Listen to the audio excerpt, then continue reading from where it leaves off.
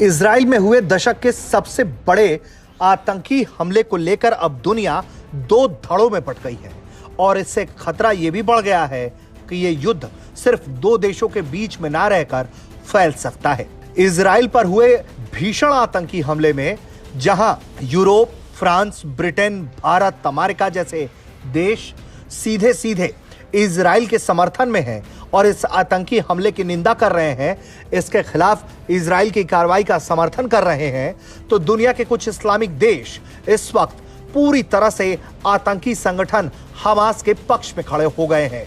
सबसे पहले बात करते हैं आतंकी संगठन हमास को समर्थन देने वाले देशों की। उसमें सबसे पहला नाम है ईरान का। ईरान की खुशी का ठिकाना नहीं है।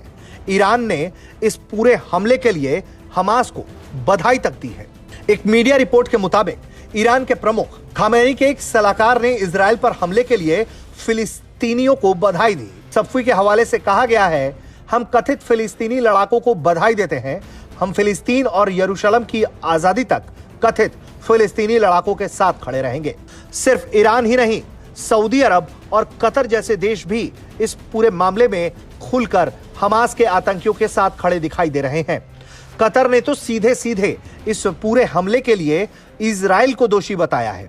उसने कहा है कि वही लगातार लोगों के अधिकारों का हनन करता रहा है और यही वजह है कि लोगों ने इसके खिलाफ एक विद्रोह छेड़ दिया है। कतर ने बताया है कि फिलिस्तीनी लोगों के अधिकार के साथ साथ अल अक्सा मस्जिद के अंदर पुलिस द्वारा की गई कार्रवाई के कारण ही इस तरह के हालात बने हैं।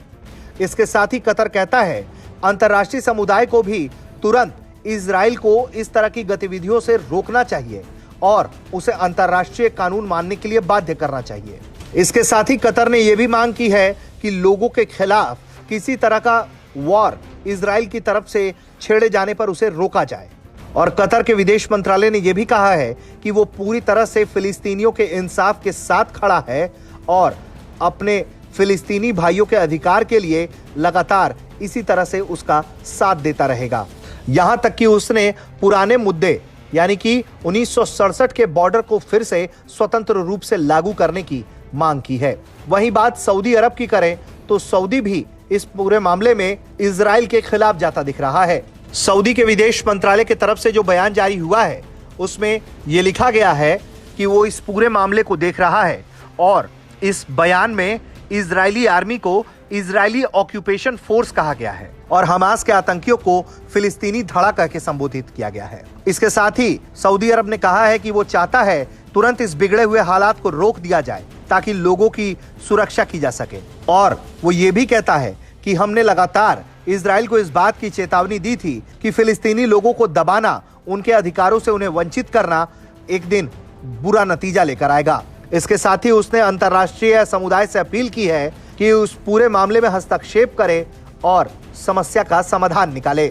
वहीं इस पूरे मामले में एक और देश पाकिस्तान, वो भी नेता बनकर सामने आया है। पाकिस्तान के पूर्व प्रधानमंत्री शहबाज शरीफ, उन्होंने भी ये कहा है कि ये जो पूरे हालात हैं उसके लिए इजराइल ही जिम्मेदार है। उसने कहा है कि इजराइल जब तक इलीगल ऑक्यूपेशन अपना खत्म नहीं करता, फिलिस्तीन के उसकी जमीन वापस नहीं करता, तो इस तरह के हालात कभी नहीं सुधर सकते। वो कहता है कि मुझे बिल्कुल आश्चर्य नहीं हुआ कि जिस तरह से फिलिस्तीनियों ने इजराइल पर हमला किया है, क्योंकि वो लगातार अल अक्सा मस्जिद और लोगों के अधिकारों पर अत्याचार करते रहते हैं।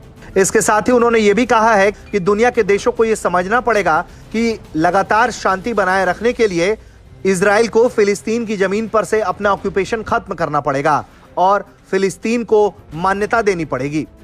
ब्यूरो रिपोर्ट, भारत तक।